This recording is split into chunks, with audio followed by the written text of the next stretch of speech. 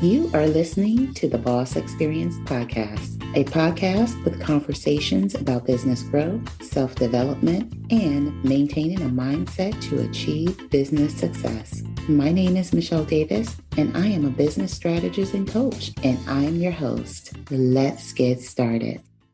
Michele Davis here, host of the Boss Experience Podcast, and I just want to be honest with you.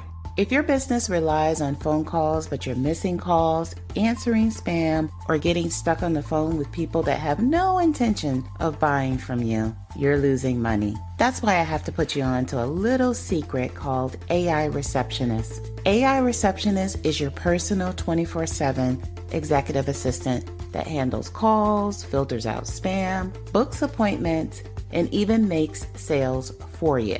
Your AI receptionist will even send a transcript of each call straight to your inbox so you know exactly which calls you need to follow up with.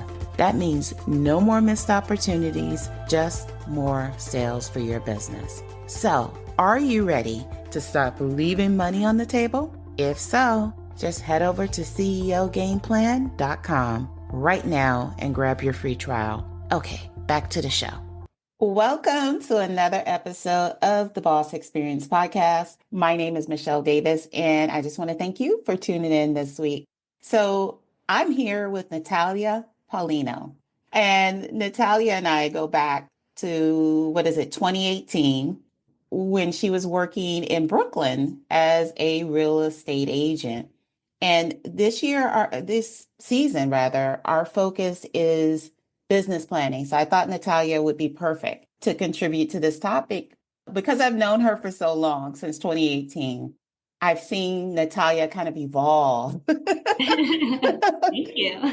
She's evolved in both her career as a real estate agent, but she's also a beast when it comes down to, having that online visibility and that presence. And so I really wanted her to speak to that topic as it relates to business planning, because it's something that a lot of people are scared of, right? They're scared to get on camera. They're scared to show who they are. And I know Natalia's a beast at it. And I knew her from when she wasn't. So I want her to talk about, what that felt like not being that beast, and how she evolved into who she is today, where you can see her all over, on her, on your feed if you follow her. And she's not just talking about real estate, she's talking about her, and she's creating that brand for herself.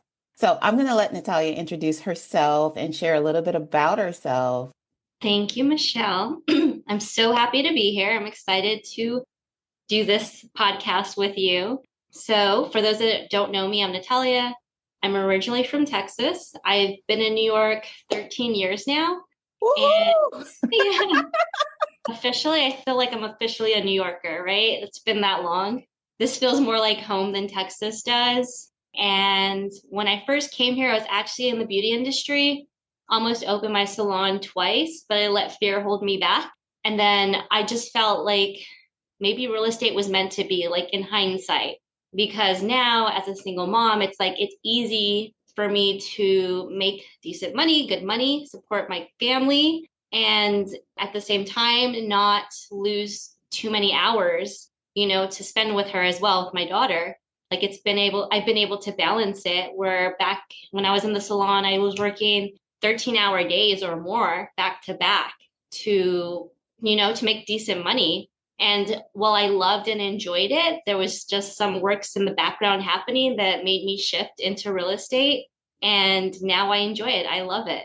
It's like, it's very similar to being in the salon, because you just build a different connection with your clients out of compared to other industries, right? Because in the salon, somebody's sitting in your chair for a good amount of time, and they just start talking about, like, what happened at work, what happened at home, their relationships, all kinds of stuff. Like, people just open up for some reason in salon chairs. And then in real estate, it's a really relationship-based industry. And during that time, like, people are dealing with, like, the biggest investments that we make in a lifetime. So, going through that experience with them, it, like, really, really builds that strong connection. like experiences you go with other people, that really builds that rapport and relationship. So there have been clients that, maybe listed and then like I still stay in touch with them afterwards. And they're telling me their story about their daughter or their son, their family, life events that are happening within their family. It's like you're building that whole relationship. And that's what I really love about this career. The money's great, but I love the connection. I love the relationship. And being in somebody's home, like how closer can you get to somebody? Absolutely. And I love that you mentioned the relationship because relationship building is actually how I met you through Yeah. my own marketing. Yes. Yeah, You're I really never, good with it. yeah, I never ever came to you and say, Natalia, can you buy from me? Yes. Can Yes. you buy this? Can you It buy was that? never salesy. Right. And yet I was a ever present Yes. in, in that particular office. I built relationships and authentically, because I think we're Yes. missing that a lot in our marketing and how we Yes. show up online. We don't know how to be authentic. I think a lot of people miss that, I was just talking to another business partner that I talked to, and, he's also like a coach and things like that. And that's one thing that we talked about. I told him, I was like, my main job is not selling homes, it's building relationships. Like, that is my main job because I feel like the selling is easy, you know? A home is going to sell because there's always going to be a buyer out there that wants that home. Building the relationship is a whole different story. Even with it, when it comes to closing a deal and we have like an attorney, we have another agent involved, we have an inspector involved, like there's all these different people involved. And when like if you're not good at relationships, which you can tell when people are not, it's harder to move the deal forward, right? Because then like you clash personalities or somebody upset somebody else and they start reacting in a way that makes the whole deal feel uncomfortable. It's like, why? We're all trying to aim for the same goal. We should be working together, right? We should be helping each other, not trying to show the other one up, I guess, or be more in control. Like we're all after the same goal here. Absolutely. And it shows up in how people show up online too, whether it's real estate or my industry, which is consulting, coaching. People are looking for the transaction. They're looking for the transaction. And so when you're looking for the transaction, all people are to you is one big dollar sign and Yeah. they can see it. The relationships that we build today are the sales for tomorrow. Mm-hmm. And that's really what we're trying to achieve with our marketing. So let's talk about Natalia, in 2018 Yeah. and what that was like for you marketing. I don't know if you remember this, but we had a conversation at Bold. Remember, I went to your Bold training Yes. and we were talking about marketing. We were talking about social media. But, Yes. then your brand was kind of the same, but it was a little different. You Yeah. have a good memory. So let's talk about Natalia back then, Yeah. and let's bring everyone current to Natalia in 2025. Yeah. So social media I got on originally to stay in touch with my family back home, right? They could see what I'm doing, I could see what they're doing. That's how it really started for me. And then I started to do more posts about, I guess, like what you would call now in the life of, right? Just daily stuff that I was doing in my job. So if I was at an open house, I would show that. If I was at an inspection, an appraisal, then I would post about it. Now, back then, I was not comfortable in front of the camera, right? So a lot of the camera, it was mostly like B-roll stuff. The camera was facing away from me, to whatever I was doing or looking at. And then maybe I was talking like a voiceover. And that's what I would post because I thought, well, I'm posting something, but I don't really want to be in front of the camera because that's so uncomfortable. One, like most people are uncomfortable about the way they look or the way they sound, so they don't want to do it. The thing that changed my attitude, I guess, is I went when I got my first listing and I sat down with this client. He was like, everything sounds great, everything's good. He's like, I've met with a few other agents. Yeah, I get it. But what I really want to know is, are you on social media? And Mm, it just kind of threw me back. And then he was like, that's just the new way of things now. People buy homes through social media. People are looking at listings through social media. And he just kind of gave me this whole explanation. And I just sat there thinking like, cool, I'm glad I started this already because I could easily say yes, like I do. Like, do you want to see my profile? I'm happy to share that. And he's like, no, I trust you. We're good. Let's sign the paperwork, and that was the starting point of being more intentional with what I was doing with social media.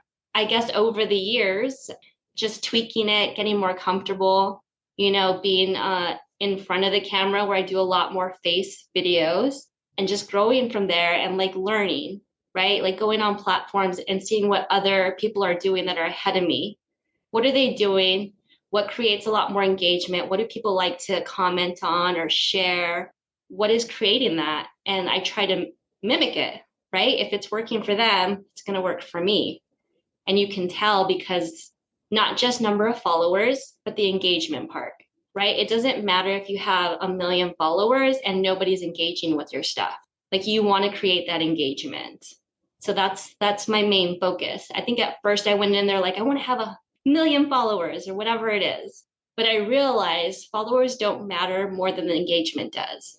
I think that's top priority right now. And you mentioned something that was, that a lot of people don't do, and that is the market research. You have to know what's happening. People are afraid to look at what other people in their industry are doing.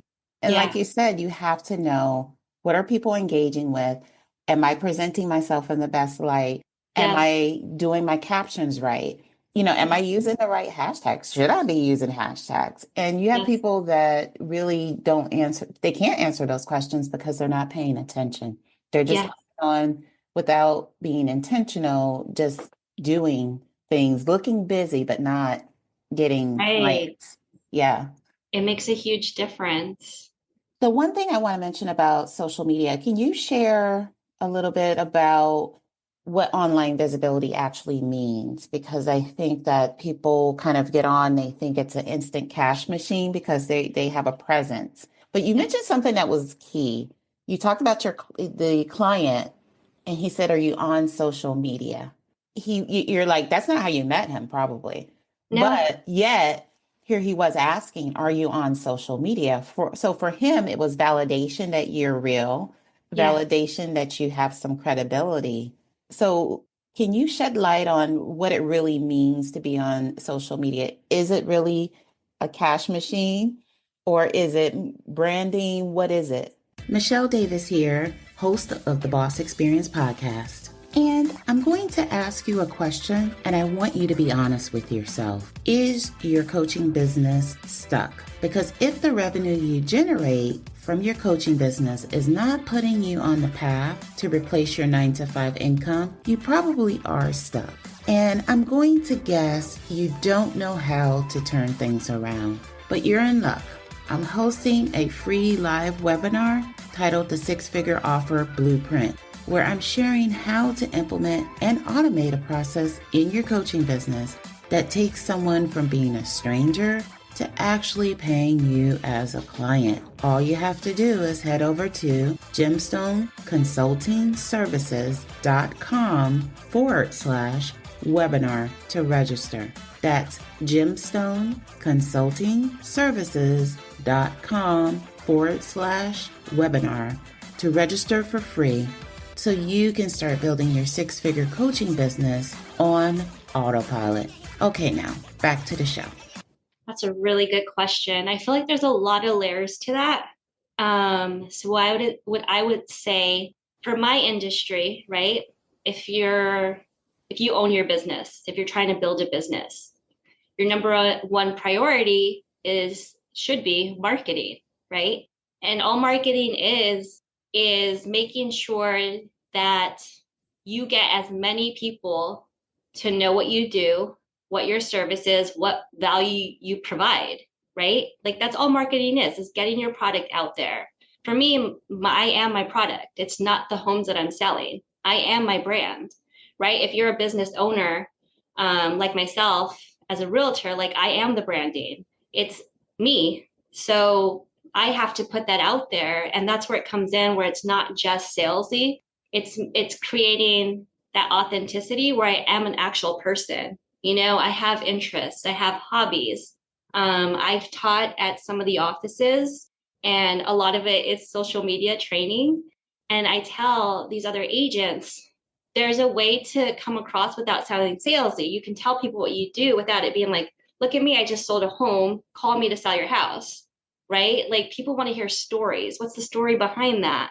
Can you elaborate on like, oh, this home just sold in XYZ. I love this neighborhood because of this. Most people want to move into this area because of this. It's like creating more of a story that doesn't sound like I sold this, buy my product, buy me, list with me, sell with me, buy with me. It's more engaging. People respond to it better. And you're also, when you're building that brand, right? People want to work with, collaborate with people that are like them or they aspire to be, right? So it's like when you're showing different hobbies that you're into, I like for me, I think my thing is I'm a foodie. I love to try out new places, whether it be a cafe or a nice restaurant. I love that. I'm a parent, so I post a lot of stuff about the parent side of my life, how I balance it all. I think that's where I go with it. I just try to create. It's funny because I feel like a lot of people that I've met in person now that I've only met online through social media, when I meet in person, they're like, oh my gosh, I feel like I've known you. Like we've met before, right? And I'm like, no, we've never met. Because I know who I've met in person. I'm like, no, but I know you like you're commenting on my stuff a lot. You follow me a lot. So you probably see a lot of my videos, and videos are key. If you really want to build rapport, videos work because it's almost like they're seeing you, they're hearing you. It's the same kind of rapport building that you get when you're meeting people in person. Absolutely. So, what would you say to an agent that's watching this video or listening to this particular episode and they're thinking, I don't even know where to start? I Yeah. haven't been on, I haven't posted since 2022. Where do I even start? Yeah, I would just start. And so, what I started with in the beginning is I would go to a lot of broker previews. I went to open houses, right? Because when you first start off, you don't have your own listings. What are you sharing? You don't really have stuff to share yet. But if you're going to an open house that's public, right? Anybody can go to an open house and you share what you're doing, or you share a feature that you like at a home that you're looking at. You can walk around a neighborhood and highlight a feature in a neighborhood that you love. There's restaurants and businesses that you can highlight, right? So there's a lot of different ways that you can, as a new agent, use social media, even if you don't have your own business yet, right? It's like building that presence. And if you stick to a specific neighborhood or borough, then you start to get seen as more of an expert for that area, right? Because they see like the restaurants, the businesses, the different parks that are there. Anything that makes you look like an expert in the area you want to work in, that's what you focus on. Yeah, that's an awesome point. And one of the things that people can do from a marketing perspective too, if you know you have a listing coming up in a particular neighborhood, Mm-hmm. you can spend the first week leading up to you posting about that listing Right. in the neighborhood, the restaurants, interviewing a business owner. It doesn't Mm-hmm. have to be as formal, or at least this looks formal, right? As Yeah. like a podcast, but just saying, hey, tell me when you started this business. So people get a sense of community. I know when I moved to Westchester, I didn't know anything about Westchester. I was coming from the city. Yeah. And I think that would have helped me tremendously if someone would have said, this is what's in this area. I would be Yeah. like, oh, okay. And then next thing you know, you show me the home that's for, that you're Yeah. listing, as kind of like on the back end instead of like, this is what I'm selling. Yeah. Yeah, Yeah, because you're also selling a lifestyle, right? absolutely. People don't just spend all their time in their homes. They want to get around their neighborhood. They want to go out to dinner or go out for a coffee, right? It'd be nice for them to know, hey, I have all these within walking distance, right? Or within a few blocks. This is more exciting versus I'm just focused on this house. And then you're like, okay, so now what do I do? Like, what? Yeah. And that it's dog friendly, it's Yeah, safe, all of those things matter. It's kid friendly. Believe it or right, not, a lot of people aren't, exactly into kids, right. which I've Yeah, well, noticed. it's like each neighborhood can have its different vibe. I moved from Bushwick. Bushwick was, it's a lot louder, crazier. Weekend, you hear a lot more people out. I'm in Ridgewood now, and it's so quiet. Yeah. It's very family friendly. I think, yeah, it is important to know what kind of lifestyle is going to suit the client too, right? I probably, with me and my daughter, I wouldn't want to live in one of the busiest areas where there's probably a bunch of bars and party goers. I want something calm, quiet, safe. But if you're selling a condo, like that's a studio or one bedroom, then that may be perfect for that person because they want to know that they can hang out. Yeah, Yeah. So, yeah, that's so key. And that's all about really thinking, being forward thinking and thinking about who is this really for? Who is right, the ideal person for what I'm right. selling? You want to find that ideal client, that ideal buyer, Mhm. not just whoever's willing to put an offer. Yes. So you have a new podcast. Yes, Let's talk about that. What's the name? You just yes. recorded your first episode, which is exciting. Yes, I have a partner. Her name is Amanda Lee. We started a podcast called Find Your Flow with Work and Mom Life. And for both of us, we're excited because we're both moms. She's ahead of me. She has three, I have one, Oh, which I think is still great because you get that range of experience and advice. I'm sure she forgot some of what it was like in the beginning where I'm at right now. with like making space for myself. But I'm excited about that. I kind of posted a teaser last year and it seemed like a lot of women were excited about it. Some friends and family that were like, yeah, I want to be on there. Like they're excited to be interviewed and be a part of it. I feel like as a mom, like there's times where like you just need that extra support. You need that space to vent. You need that space to maybe hear other people have gone through it and they survived it, right? Or they're going through it and they're doing just fine. Everything's going to work out.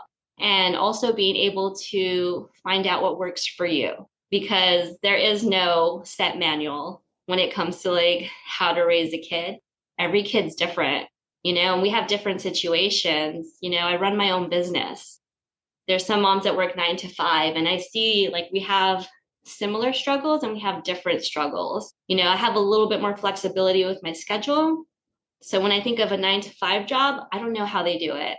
Like I applaud those women that make it work because mhm. I don't know. Like there's been times when I've had to like go pick up randomly. And if I had a 9 to 5 job, I don't know how, what's the word, supportive other employees can be, other employers. And having a 9 to 5 and having to deal with the struggles of motherhood is why I part of the reason why I started a business because I'm like, Yeah, imagine having to beg for time to go pick up your sick kid. And right, there's so many things that happen just in mom life. Like even now, and with my daughter being the age that she is, in college, I don't know what I like to do anymore because right. everything I've done has always been what she wanted to do Yes, or me accommodating her. So it's, we're in a bit of discovery at all stages, yeah. and we need to find our flow, so to speak, when it comes to those things. So, how can someone find your podcast? So right now, we've started off with a private Facebook group.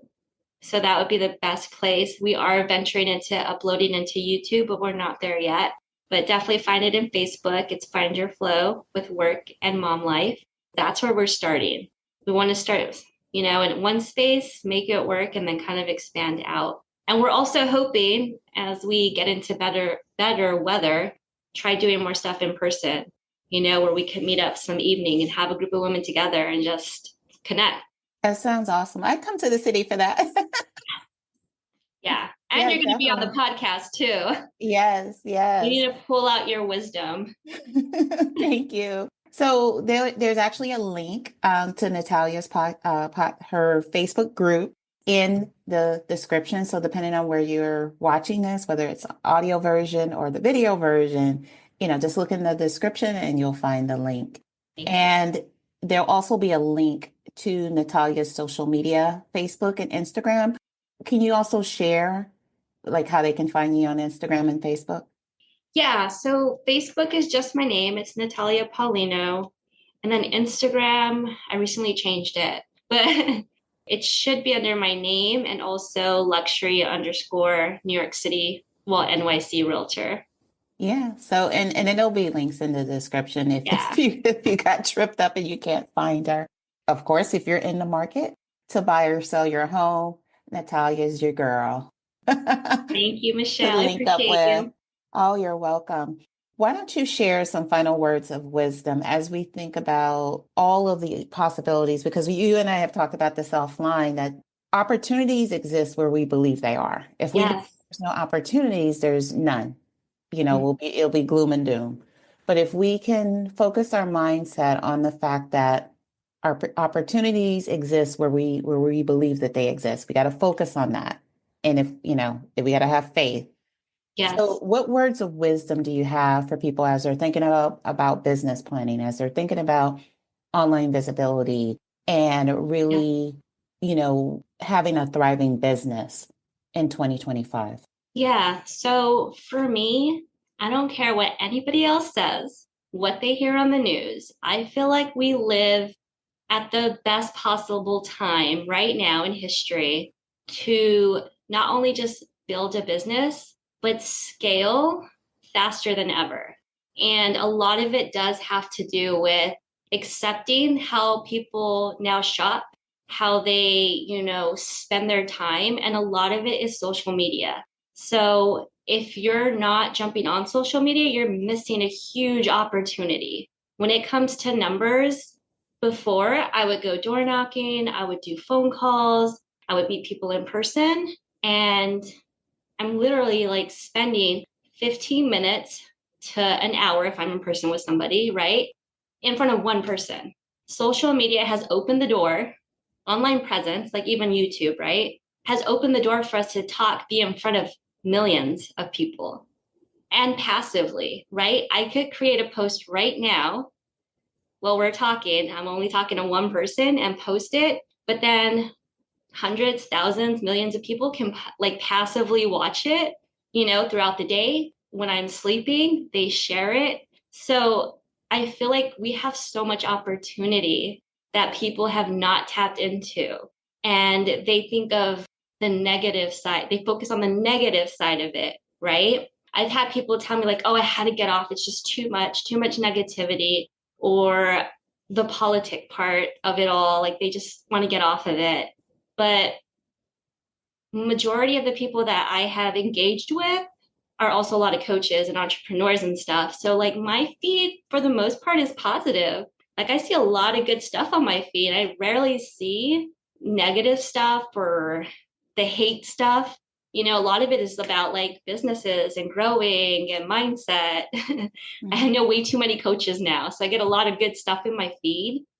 I don't know how you feel. I just feel like the possibilities are so much greater today than they ever were.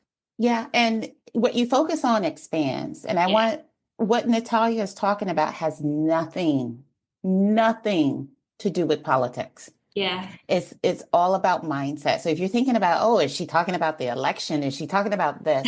No, she is not talking about the election.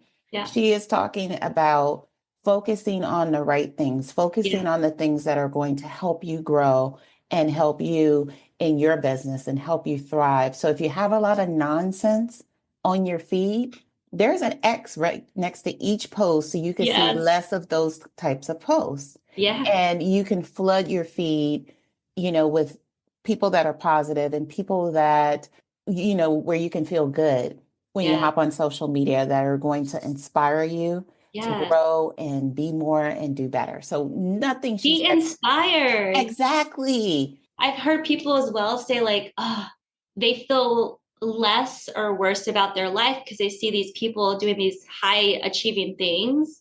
So Mhm. they feel worse about like maybe not being at that point yet. But we all start somewhere, you know? And for me, when I see somebody that's doing these $100 million sales in real estate, that doesn't make me feel bad. That inspires me. That gets me excited about what's the potential that's out there. You know, like I don't feel bad. I don't feel bad about, I don't know, not hitting my goal for last year that I wanted to get. Like, if anything, it fuels me. Like seeing people doing these crazy, I don't know, luxurious things, that inspires me. That doesn't make me feel like I can't get there. It shows me Yeah, what I could potentially get to if I just focus in that direction. absolutely. So those are words to live by. Be inspired and fill Yeah. your surroundings around people that inspire you, whether it's on social media, in person. Yes. This isn't a time for people that are negative, that are, dragging your energy down. Yes. So I appreciate you, Natalia, and I am so happy we could do this. Me too. Thank you. Thank you so much for being a part of season 8 of the Boss Experience podcast. And thank everyone else for tuning in. And I hope you can tune in for next week's episode of the Boss Experience. Take care and be well. Thank you for tuning in to the Boss Experience podcast. Don't forget to leave a review for this episode and tune in next time.